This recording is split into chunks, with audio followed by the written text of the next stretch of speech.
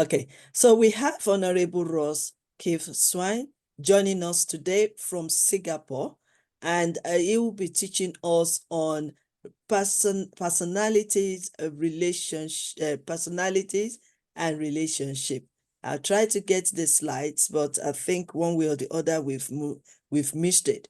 But Honorable Swan, it works internationally with his projects, encompassing many diverse cultural backgrounds.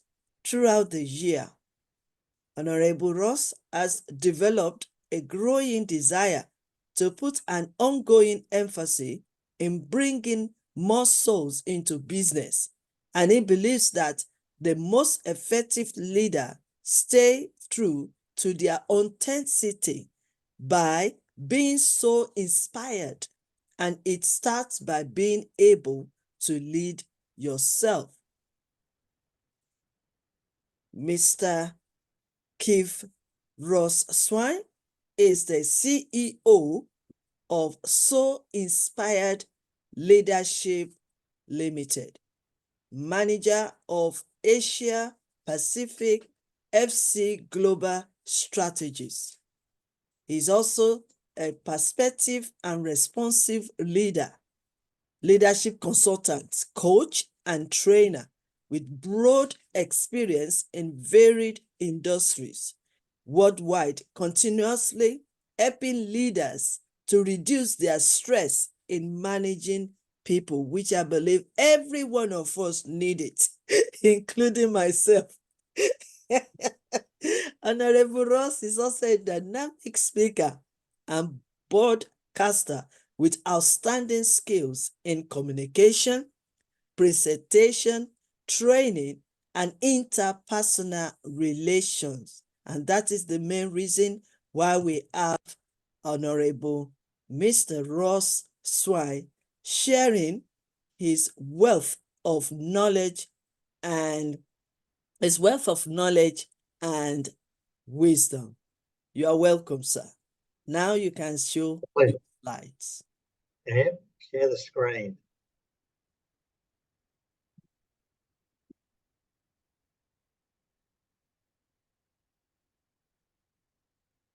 Woohoo! Great. We are doing great today. Just got to go. Yes, fully. I've got to go to the top bit. Where is it? Yeah, the topic is diplomatic relations in leaders. Relationships that's the topic. in leaders. I'm saying where the little icon is, so I can say, oh no, we got it all. We already got it organised. So I'm looking for what I've got to do next, but I've already done it. Yes. Well, diplomatic relationships in leaders. So it's being diplomatic is the tool to move forward in your life. Doesn't matter what it is, it's the tool to move forward in your life. And that's leading yourself and then leading others in turn, right? So that's what I'll be talking about today. And the key is, well, you might say, well, why be diplomatic? Well, there's a few good reasons. So you ask yourself, what are you trying to achieve? Do you want life to flow as smoothly as it can do, or do you want to continually have problems? Because diplomacy helps the smooth flowing of life, and that's an important thing. Now you look at it, impact. The impact of diplomacy is positive, and that's when I talk about diplomacy, and I'll do that over the course of the next 20 minutes or so. It needs to be sincere and honest diplomacy. And when you look at negative, that's a lack of diplomacy or bluntness. Now, we're going to also talk about that in a bit more detail, that sometimes, or people sometimes think that if you've got to say what needs to be said, then I'll just talk bluntly. That's not the case. And I'll say this many times in the next 20 minutes. You can say what needs to be said to a person, but you can do it in a diplomatic way, in a constructive way. That way they listen.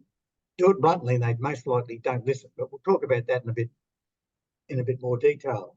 And you've got to honour the power of reciprocity.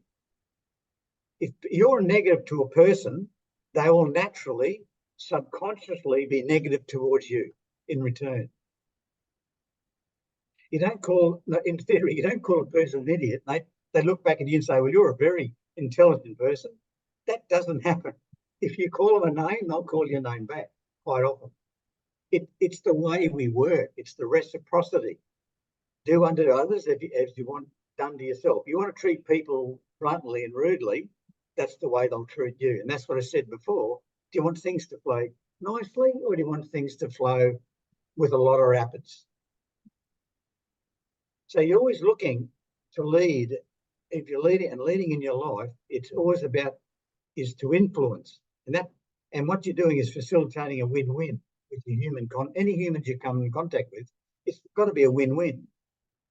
You don't want it to be a win-lose. That never works long term. There's a couple of sort of things to ponder. Diplomatic behaviour reflects kindness and politeness towards teammates, colleagues. It also fosters goodwill among them, right, which can improve teamwork and cooperation. See, it improves things. Diplomatic individuals who exhibit politeness are indeed beneficial to the team spirit. So if you're someone who's diplomatic, you basically glue the team together in a lot of ways because it's smoother running around you. And I'll talk a bit more about that as we move forward.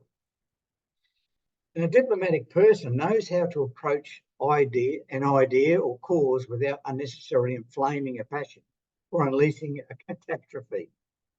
And in that word, if you're blunt, you can actually inflame a passion, a negative.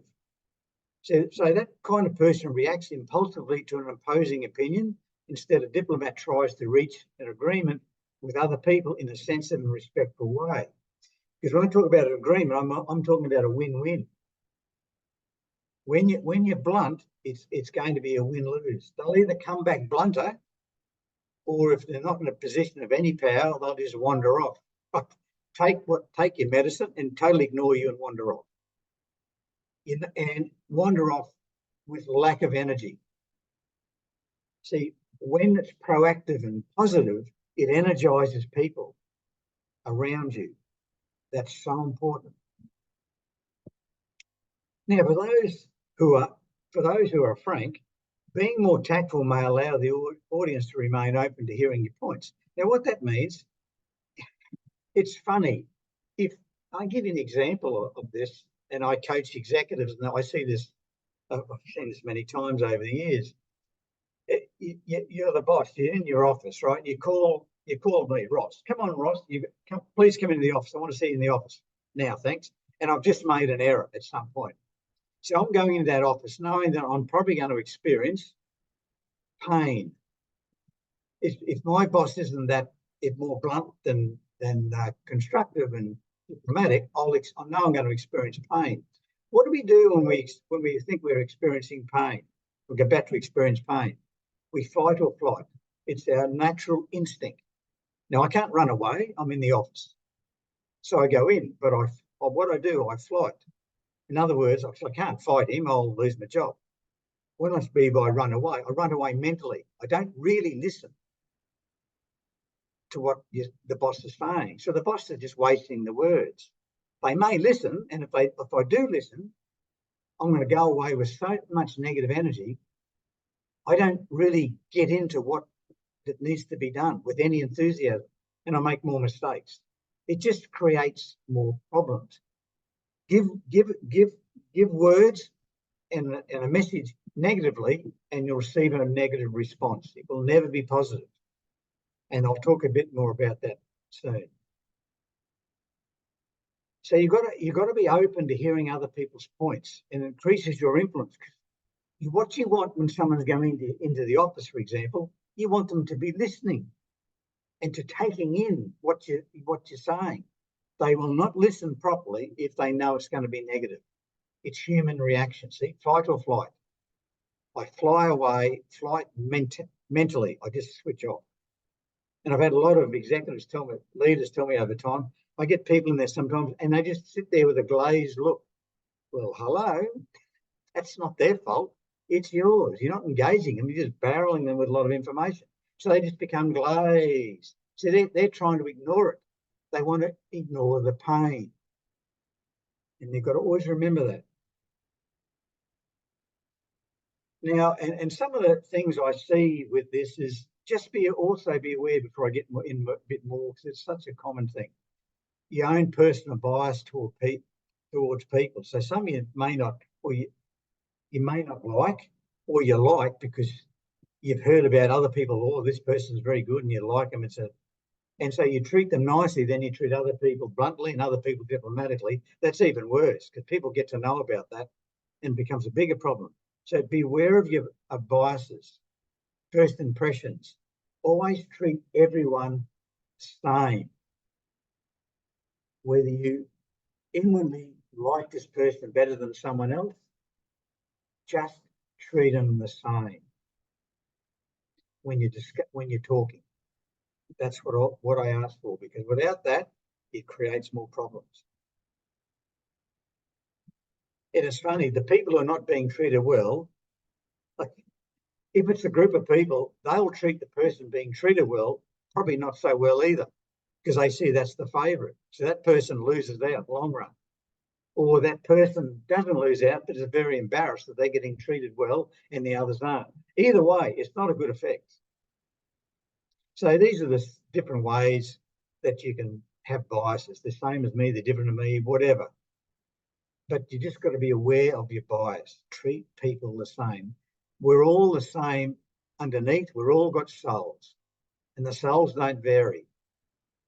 It's just outwardly we vary, and we all start striking opinions because that person dresses well like me, or that person doesn't dress, whatever. But within ourselves, we're all souls, and we're all the same. Now, what I want to talk about here is that I've talked about this many times on this platform, as Elizabeth would remember. I talk about that paradox theory, which is by Dr. Dan Harrison assessments. And the one I want to talk about is communication, which I've talked about before, but we're going to just focusing on the diplomacy aspect. It's the paradox. Paradox is the result of integrating two seemingly contradictory behaviours that contribute to an individual's success. So the paradox is, in this case, now, well, I'll say the next line first for better. Individuals with balanced paradoxes are the more likely to succeed. Now, the paradox here with the behaviours, when I say contradictory, bluntness and diplomacy appears contradictory. It's a contradiction. They're opposites. They're just opposites. In essence, they are. But a lot of behaviours that generate our behaviour is a scale. And at the end of each scale, at either end, that's where the paradox is. They're different. They're opposites. Opposites end of the scale. Now, I'll tell you what I mean, show you what I mean here. We need to be more balanced. You don't have one or the other. So the interpersonal trait I want to be talking about is communication. Remember, we're talking about diplomacy. So communication, it's an interpersonal skill. You can work at it. Some naturally do it a bit more smooth than others, and that's because maybe a bit in their DNA, but it's probably how they're brought up as children, with experiences, etc., etc. But anyone can be diplomatic if they try. Now, we get communication interpersonal, as I said, it's a skill. To build cooperative relationships with others, be respectful of others' self-esteem, yet authentic in your communications. And that is, be respectful of other people, because if you're respecting them, you're treating them in a positive way. Therefore, they're more likely to listen to you.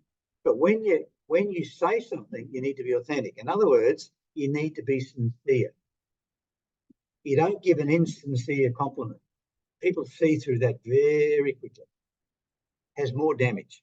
So we'll talk about that in a minute. So in communication, that's what you want. To build a cooperative relationship, build their self-esteem, at the same time be authentic and true to yourself and say what needs to be said. And frankness, the tendency to be straightforward, direct, point, and forthright. Nothing wrong with being frank. Just don't do it bluntly. That's the key. Now, diplomatic, the other end of the scale, that's the tendency to state things in a tactful manner. So one's an aggressive behaviour, being frank, and diplomatic is a passive behaviour, in essence. See, either end of the scale. One's aggressive, one's passive. It's a bit like a seesaw. Too frank and dynamic and aggressive, you can be blunt. Too diplomatic, up the other end, gentle, passive, then you can be evasive. And you be evasive because you don't want to tell someone what they need to hear, or in a lot of cases, what they want to hear. You just don't say it. So you become evasive, duck and weave, and hum and ha, and don't say anything. That's the problem when you're up either end of that scale. The key is to be balanced in the middle. So you want to be like this when you communicate. In essence, you want to be able to say what needs to be said, the frankness and honesty, but in a diplomatic way that becomes proactive and more energetic for someone who then will listen. That's the key. Otherwise, you're just wasting your words. So here's just a couple of questions to ask yourself. Where do you fit there in that book, Donnie? Do you tend to say what you think needs to be said without any tact or diplomacy? And look, I've had this discussion with people, and they go, "Yeah, well, they've got to hear what needs. They've got to hear it. They've got to know what needs to be said. They've got to hear it. They won't get better if they don't hear it. Yeah, but they still won't get better if they keep hearing it in a blunt way, because they don't listen properly, and you're destroying their positive energies, and you're creating negative energies. Low energy. It's a low energy play. If it's negative, it becomes low energy. No one works well in low energy. That's when they make mistakes. They have health and safety issues because they've got low energy. They're not thinking straight. People who are positive and active, they're the ones who think and energize and look for ways of improving. That's what you want. So you look at, and this is not just a work situation, this is with a friend. You've got to say something to a friend. You want them to listen. So do you tend to be tactful? Isn't that the next word? Do you tend to be tactful without being sufficiently direct and say what needs to be said? Some people are that tactful and just don't say it. And you often walk away saying, gee, I wish I should be saying that. Are you a bit like that? Or do you just avoid having a conversation and you feel difficult? Oh, I'm not going to talk to them. So you just bring it up. Or do you say what needs to be said while being conscious of being respectful and constructive? That's the money ball. That's the one that you need to be doing. In a work relationship, in a family relationship, a marital relationship, whatever relationship, it doesn't matter. That's the way that gets the connection. That's the way that people want to listen to you, because you're doing it in a way that they're happy to listen. They take your message. You're not wasting your time with words.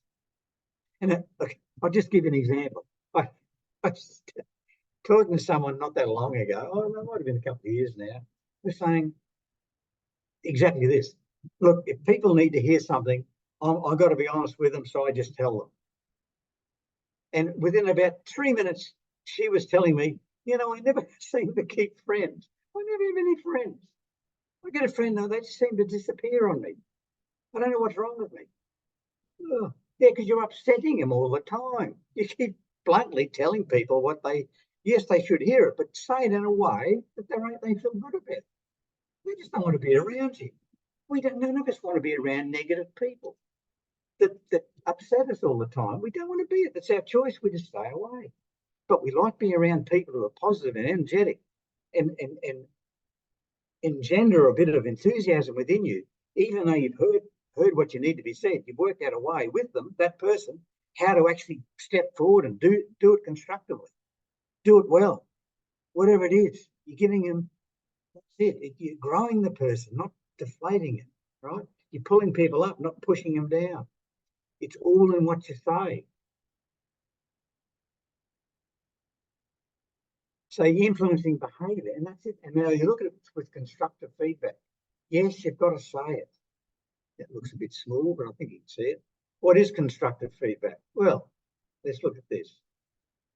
It is information of a past behaviour or something someone's done that tells a person what to repeat or do. In other words, you want someone to repeat it because they've done a great job.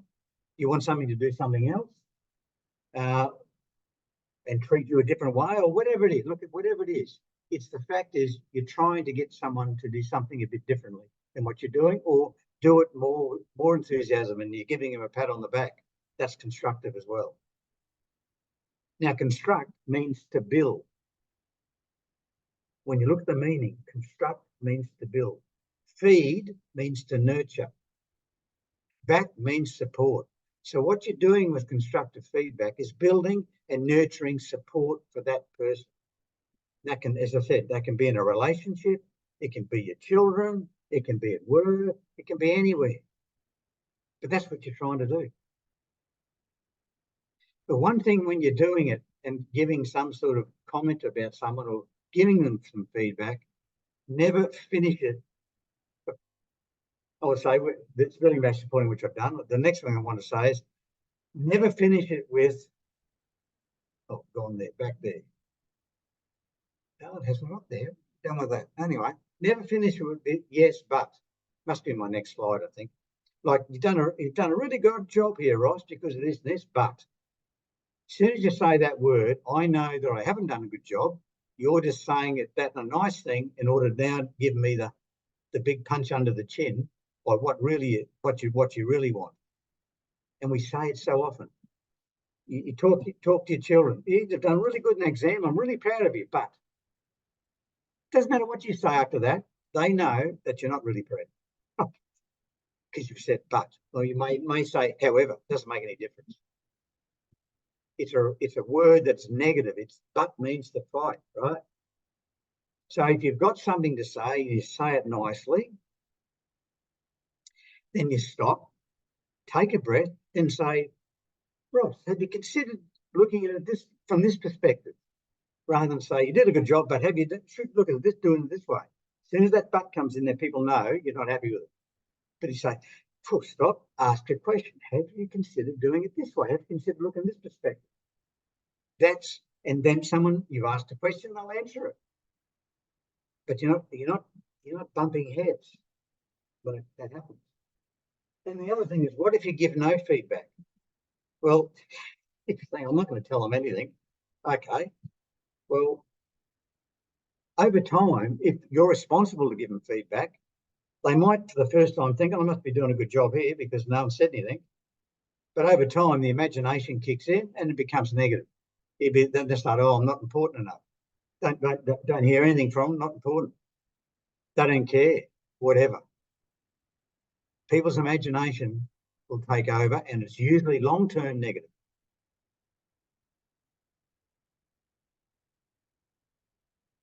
So, right, what do you got here? So we don't like accepting constructive feedback. And that's some of the reason why we don't like giving it, because we don't like accepting it. Because usually most people, not most, but a lot of percentage of people don't do it well. They're blunt. That's the problem. We don't like hearing feedback in a formal situation or even in an informal. It's because we've had bad experiences. It's like people don't like doing their performance reviews at a workplace. And people don't like giving the reviews because they know in their time they used to hate doing the reviews as well. That's because the feedback was never done constructively. If you had a really good boss who did it constructively, you enjoy the feedback because you want to grow and learn. It's the opportunity to learn something. Big difference. I'm going in there with positive mind. My boss is a good boss. He gives it constructively. What am I going to learn today? But if it's the boss who just bluntly tells you what the problems are, not really happy to go in there at all. So just be conscious of that. And then when you're going and people are looking at it, they're worried about negative content, all these sorts of things. And it's never delivered properly. That's it. And look, if you deliver feedback properly, and that could be feedback to your life partner in a marriage. Sometimes you need to say a few things, and quite often it'll end in an argument. But if you say it in a sincere, constructive way, maybe it won't, and it probably won't. Got to practice it though. That's it. Look, I can tell you, practice on your partner, man. If you get that right, you'll be right at work or any other forum you're in.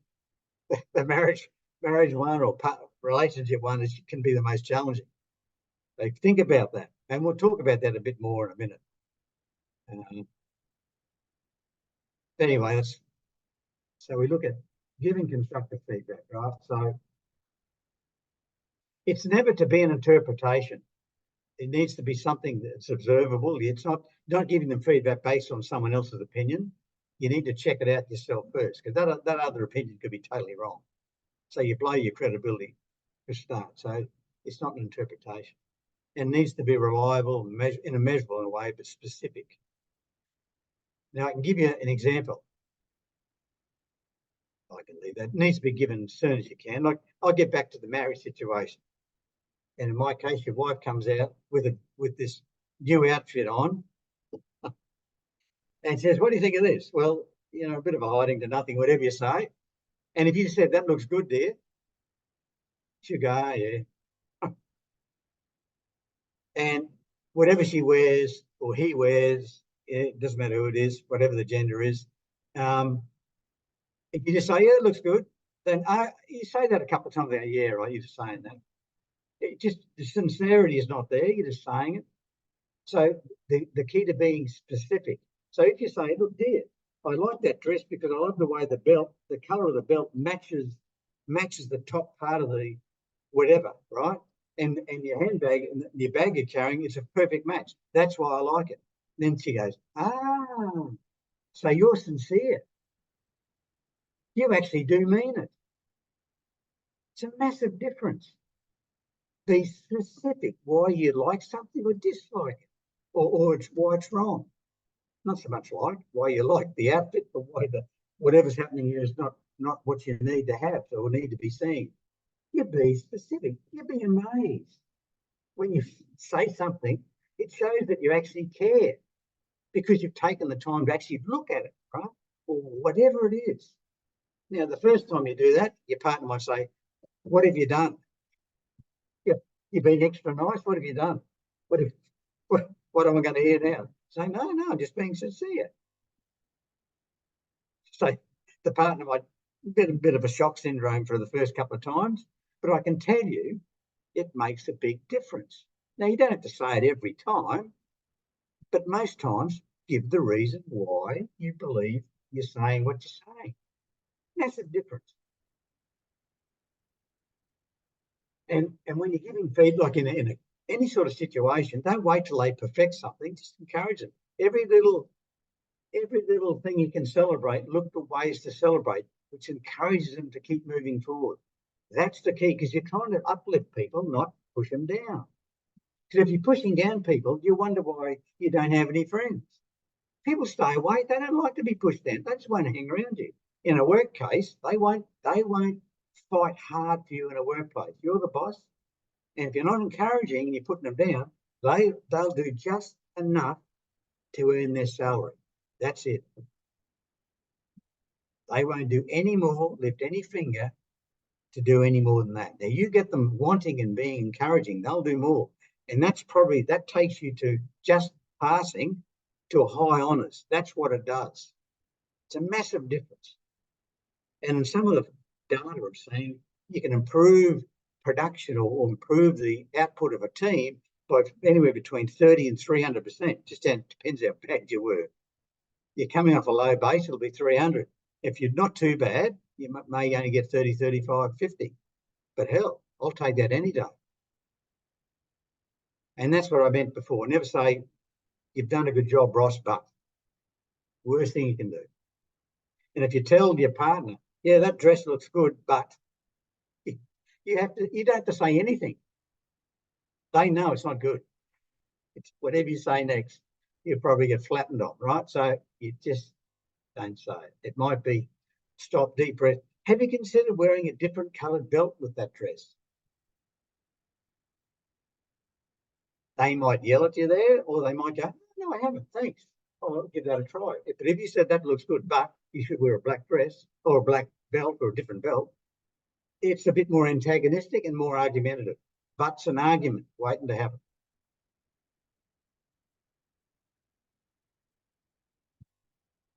Now we have forthright diplomacy, so that what in the end, what you're trying to do, they need to give the honest message, but in a way that supports the person, not deflate them. That's all I can say.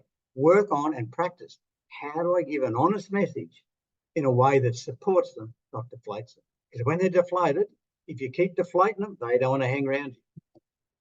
They do not want to hang around.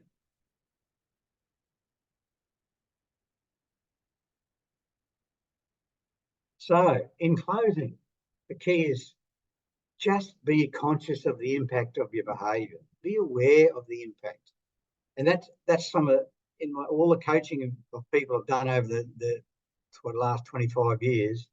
If I can leave them nothing else, be conscious of the impact of your behaviour. And it's funny, I've never known anyone yet who actually wants to. I'll go back a little bit, one step.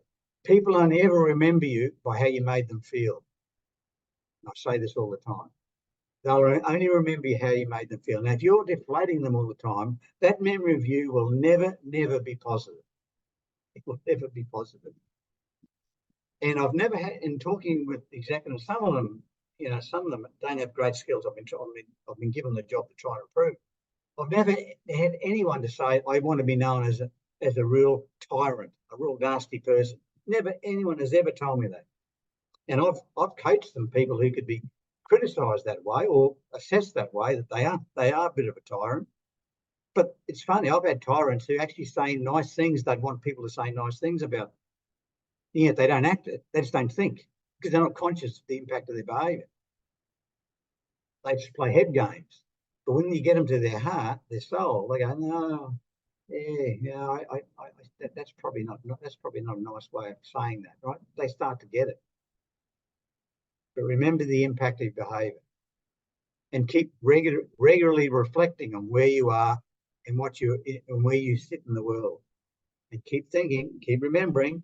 They'll only remember you by how you made them feel, nothing else. And then add value to the world. If you want to be known as someone who adds negative value to the world, then that's not. I don't know of anyone that wants to put their hand up and say, I want to be known as that. And if it having negative impact on people, that's the value you're providing. Negative value. It's like that person I said before. Wonder why she couldn't keep friends. Because she's too damn blunt, too negative. They would be around it. So you just got to think through this. Be aware. Now, that is it. Be aware of what you do and the impact of your behaviour. Now, any questions, comments? Over to you, Elizabeth. I've done my 25 minutes. Excellent job. You've presented to us this morning. Thank you so much, Honorable Ross Swan from Singapore. We really appreciate your presentation. You can bring your slides down if that is okay. Now. Okay, so that we can see all our great leaders on the platform. I want to say thank you so much for great delivery as early as this morning. We appreciate it. And I want to say thank you so much for Dr. Samina, Ambassador Anogu, and Dr. Stephen, Ambassador Sarah, for joining us on this Zoom. And I also want to say thank you to those great leaders that have joined us on the Facebook. So it is question time quickly. Let me start from Dr. Stephen. Do you have any questions for our presenter? Any questions? Okay, I'm waiting. Any questions so that we don't waste much of the time? Our next speaker is in the building. So do we have any question? Dr. Stephen Cameron, Ambassador Sarah, Dr. Samina. Okay. Dr. Samina, I think she is opening. Okay. Because of the gender, any gender, we want to uplift them. That's right. We want to uplift them. So give us the tips to uplift. How we can uplift them, their morale high. Well, it depends on it depends on the So, context ji, of what you're trying to do. Let me think about. Let me think about an example. Okay, this is a more a workplace example, but depends. If it's a student, is it what's gender? How do we gender inequality? Well, the key is, as I said before, no bias, right? So you're trying to uplift people. Doesn't matter who what the gender is. They're treated the same. I don't treat any people any different, because to me they're just souls. Different bodies around them, but they're just souls. They're all the same, right? The souls are the same. The bodies that make the difference and cause the differences, the genders or the skin color, the age, whatever you want to throw out there that we can have biases on, just treat them as souls. So you're trying to connect your heart to their heart, soul to soul. And the more you connect like that builds someone's self-esteem, the mere fact you're connecting, because a lot of people don't. The mere fact you connect soul to soul and show an interest in them to try to uplift them, for whatever the context is, you'll start to uplift them, because what you're trying to do is teach them is self-belief. In other words, helping them with their self-esteem. So when you deflate them by giving them negative feedback, that's just lowering the self-esteem. That's just you can be 6 foot tall, now you're only 4 foot. Went into the office 6 foot tall, come outside the office after the boss yelling at you, you're now 3 foot tall. See, that doesn't help your self-esteem.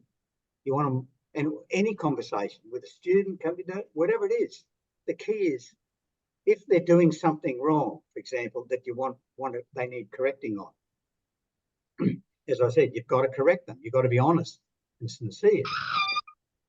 But always look, now how can I build up their self-esteem here first? I need things to build them up, not deflate them. So if all I tell them is something that's wrong, you got this wrong and that wrong, that just deflates people. Okay, so I need to look. If I can't see it, I've got to go looking for it. Something that you can use that it's positive. So then you're talking about, well, like, I need to chat to you, Ross. Well, first of all, Ross, look, I'm really happy the way you did that presentation. That was good. The slides, reasonable, the nice colour, and had a good message. So I'm really happy about that. See, you're building my self-esteem up. And then rather than say, but you went an hour and a half overtime or something, right? Stop and then say, now, how did you manage your time during the presentation? How do you feel you managed your time when you were given 20 minutes and you went 45? See, I asked the question, but I told them all the things they did well first. And they need to be sincere. I don't just make them up. I've had to look. So sometimes you've got to look for the value first. Look for the light in the individual, not the darkness. You look for the light. Where they've got a light to shine. Look for it. And that's often a problem. People don't take the time to look for the light in people, to see where they can shine that damn light. Because I can tell you grow people when they know they've got that you're encouraging them to shine their light. And it might start off with a little match in a dark room, such a little light, but hey, it's a light and it's shining. So you want to grow them to a floodlight at some point, but you've got to encourage that light, but you've got to look for it. Don't wait till it's obvious, otherwise the light's already out there. You want to improve people and uplift people, you've got to go searching for it. And you may not see it, so you ask questions about it. You ask questions and find out about people and start to see what lights them up. Then look at that and see how they do it. And then you got an avenue to give them feedback and encouragement. That's leadership. That's leadership of yourself. You look for your own light for a start. If you can't even find your own light, then you've got no hope in hell of finding everyone else's. You've got no hope because you can't find your own. But once you can find your own, it gives you encouragement to look for others, their light. So all your students, for example, you look for, and they'll all be, and they could be all different. But what's their light? How can I encourage them to want to be better and grow that light? That answer your question? Thank you so much for answering the question. And I believe Dr. Samina, are you happy with the answer? Yeah. Yes, Wonderful. it's very good. Thank I'm you. very happy Thank you with so the much. presentation. Okay, thank you so much. Thank you. Thank you. Thank you. I have another questions for you before you go, sir. And from Ambassador Sarah Samuel. Is I think she's having a connection up and down challenges. So, but the question is on the chat box, which is very good. How do we deal with gender inequality? Inequality Inequality in school. in schools. Oh, yeah. Well, it's what I was saying in answering the last question, because it's got to come from you. Like your little light has got to be the example. You walk, you talk. Yeah. And you can't just wait for others to do it. You've got to do it and be seen to be doing it and seen to be encouraged and looking for the light. Doesn't matter what gender they are, you're looking for the light. That's the key. And just treat them as souls. Now, tell others to do that. That can be different. That's a challenge. But the key is it depends on your relationship and the influence you have on those people. And telling them to treat people differently is probably not the way, because people don't listen. Ask questions about how they like to be treated in their life. Just a general question. How do you like to be treated? How do you like to be treated with people around you, or whatever the question is in the context, right? And they'll never say I want to be treated badly. I've never heard anyone say that. It's always good, or how you phrase it, right? It'll always be positive. And so look, that's how you'd like to be treated. So when you look at the school here, we have 45 or 60% female students who are never treated that way. How do you think they feel? So just telling them to treat people the same doesn't mean anything. The only thing that moves people forward is their feeling. Feelings move the mountains. Don't try to rationalise a debate. They don't feel it, they won't do it. They'll just argue it and whatever, right? You've got to get the feeling, you've got to get them to the heart, the soul. So, and you don't do it by telling them to go to their soul, go to their heart. Use your heart. Don't. Ask them a question where they have to go to their heart to give you the answer. Now you got them there, because that was the question you asked them. You got to, they're at the heart thinking about how they feel, right? Then while they're there, before they pop out, then you give them that scenario. The 65% in this school are women, and they're not treated that way. They're treated the opposite. So that's what you're trying to get them to understand, because they don't. They'll just ignore it because their old computer programming here has taught them something differently as they're growing up, and continually being treated that way in a lot of schools. Changing, but depends where the school is. Interesting.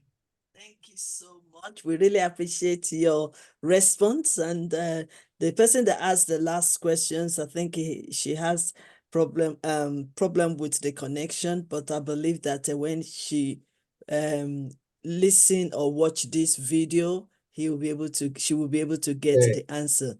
So thank you so much. Any other question, Dr. Stephen? Do you have any question? Ambassador Dr. Anogu, do you have any questions for Mr. Ross Swan? Any questions before he move on? Any questions?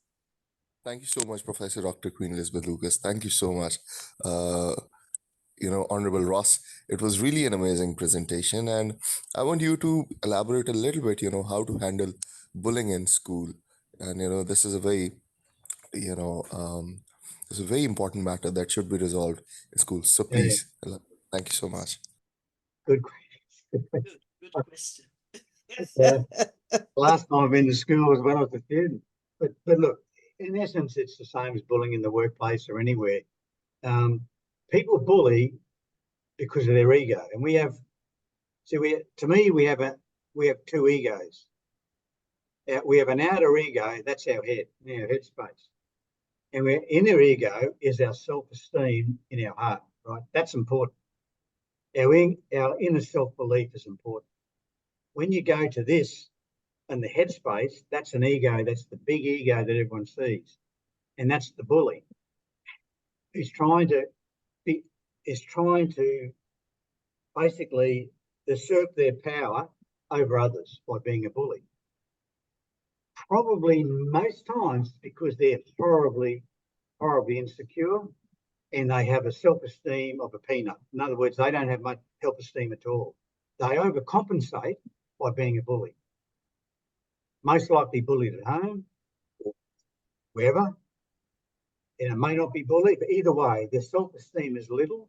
So the only way they can sort of balance up their self-esteem and say how good I am, the feel good, see, the feel good's up here. But the feel good here is different. In the heart, that's different. It's a different feeling. Up here, you got to tell yourself you're good. Yeah, man, I'm looking around here and I've got the power. Everyone gets out of my way when I walk around. Well, that's because I feel so damn small every other time. This is my time to shine at school. That's how I see it, right? It's my time to shine at school. At work, it's my time to shine at work. I need to shine that I'm better than everyone else in their mind. See, in their mind, up here, outer ego wants to compare themselves with everyone else. Your heart, inner ego doesn't compare anyone. Soul's the soul. Compares no one. This is where we connect. This is where the empathy comes. All those nice things that we should be doing. And I talked to how you influence, all done here, never done up here. When you're talking up from your head, that's a debate. It's not a win-win. It's a debate. So in a bully situation, you don't want to debate.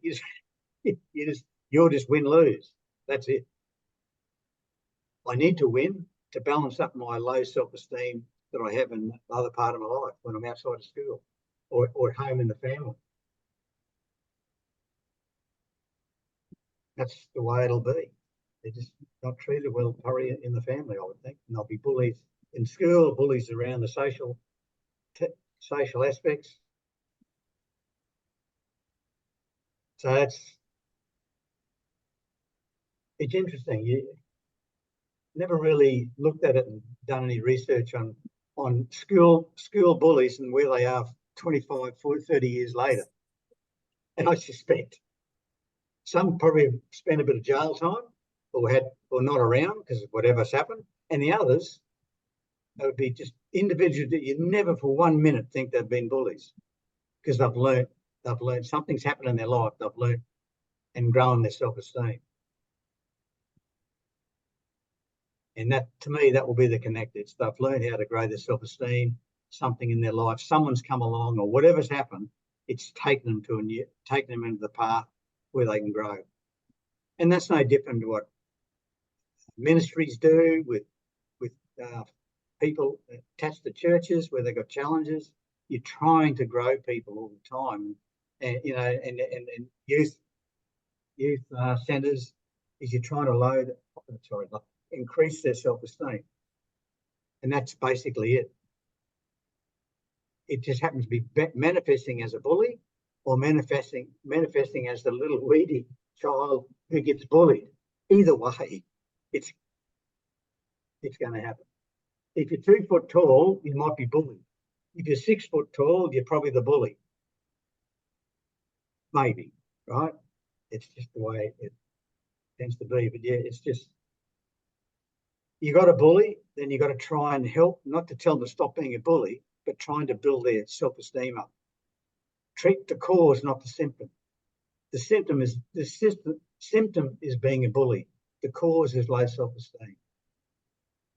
You treat the cause, and you probably eradicate the symptom. Does that make sense? Yes.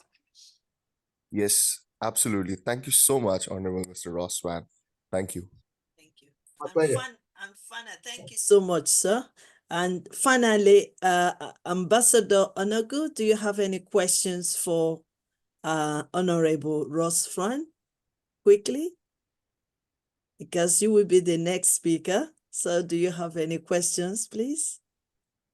Good morning, good afternoon, everybody. Please, I don't have any question. Okay, it's cool. That's good. No Thank you. worries. Thank you so much. Because he's going to be, I hope you'll be able to open your camera for your next section of teaching. Okay, so on behalf of YYCI International Academy, we want to say thank you once again, Honorable Ross Swan, for always coming to mentor us, to give us a valuable advice from your nuggets of wisdom. We appreciate your time, and we appreciate your presence. It's very, very important. And I hope we can guarantee that you will join us again tomorrow, which is going to be our very big conference, Transformational Leadership Conference. So on behalf, I want to say thank you. Thank you so much for your See you tomorrow, presentation. Elizabeth. Yep. Okay, thank you. See you tomorrow. Yeah, God bless bye-bye. you. Bye-bye. Bye-bye. Yeah. Okay.